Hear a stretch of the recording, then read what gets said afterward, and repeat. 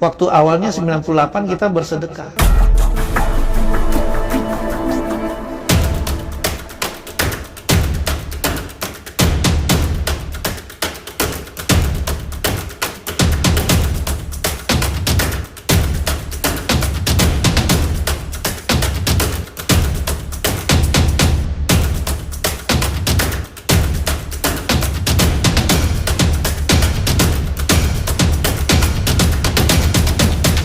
Kalau saya ingin bercerita yang sangat kasat mata di JNE itu adalah di tahun 98 ketika terjadi krisis ekonomi, kita melihat banyak orang kena PHK. Waktu awalnya 98 kita bersedekah, menawarkan bisnis kepada orang tanpa tahu apa bisnis yang akan terjadi. Kita belum tahu waktu itu ada online selling gitu. Ternyata online selling itu menjadi sebuah model bisnis yang disukai sampai hari ini. Dan itulah yang membuat JNE posisinya sangat dominan ketika jaringannya itu cukup luas. Kalau saya belajarnya dari almarhum Bapak Suprapto yang mengajarkan tentang atau bercerita tentang salah satu surat di Al-Quran, surat Al-Ma'un, di mana kita diharapkan bisa berlaku dengan baik ya, sesuai dengan agama yang kita anut.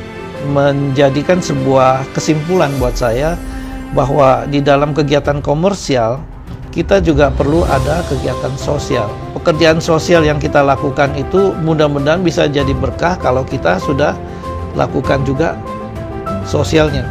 Jadi kegiatan komersialnya itu bisa jadi berkah, bisa panjang umurnya kalau diisi dengan kegiatan sosial. Setiap kali kegiatan kita selalu ada anak-anak yatim yang kita undang, anak-anak yatim yang kita santuni, dan itu berjalan sudah 29 tahun sampai sekarang. Pengusaha dan karyawan itu adalah dua kesatuan, dua pihak yang menjadi satu sehingga tercipta sebuah prestasi. Kalau karyawan itu tidak bisa menjadikan sesuatu prestasi, mencapai sebuah prestasi tanpa ada mengetahui tujuan yang ingin dicapai. Sebaliknya pengusaha itu kalau ingin mencapai sebuah tujuan, dia tentu juga perlu karyawan untuk berprestasi. Jadi karena kita saling membutuhkan, maka yang perlu adalah menjaga saling pengertian di antara karyawan dan pengusaha. Kalau karyawan itu percaya kepada pengusaha, sebaliknya pengusaha juga percaya pada karyawan, saya rasa sukses itu masalah waktu saja. Kalau kita hanya targetnya mencari uang, itu sebetulnya belum berharga. Yang berharga itu adalah ketika kita buat sebuah perusahaan yang bisa memberikan manfaat kepada orang lain. Banyak contoh, karena banyak bisnis yang terkena imbas dari kemajuan teknologi atau model bisnis yang berubah. Nah, hal-hal yang seperti itu yang membuat kita berpikir, kalau saja kita bisa menciptakan sebuah model bisnis yang menjadi solusi terhadap persoalan mereka, maka saya yakin kita perlu mencoba dan memimpin mereka, mengajak mereka bekerja sama, yang akhirnya kita mengajak mereka keluar dari persoalannya. Saya pikir faktor istri memang selalu penting di dalam sebuah rumah tangga. Nah, ketika mencari pasangan dan sebagainya, tentu itu menjadi ukuran yang dipertimbangkan. Dan setelah saya memilih dan menjadi seorang mualaf, saya melihat istri saya lebih banyak mengambil posisi mendukung saya dan bisa menjadi teman bicara yang sangat menyenangkan. Lalu akibat dari kondisi seperti itu membuat saya bisa lebih fokus pekerjaan.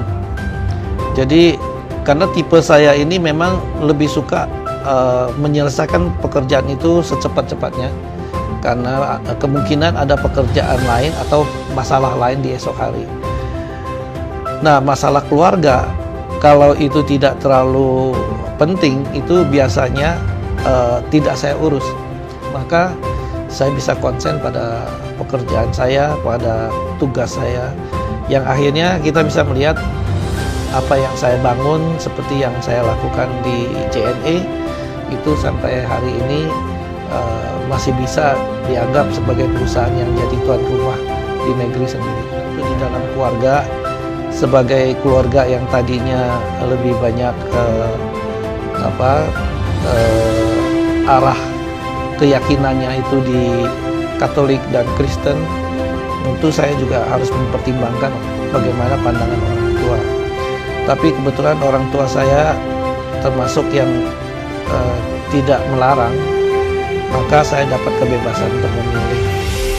Dan setelah itu justru saya merasa lingkungan tempat saya masuk menjadi Islam, lingkungan Islamnya itu lebih kelihatan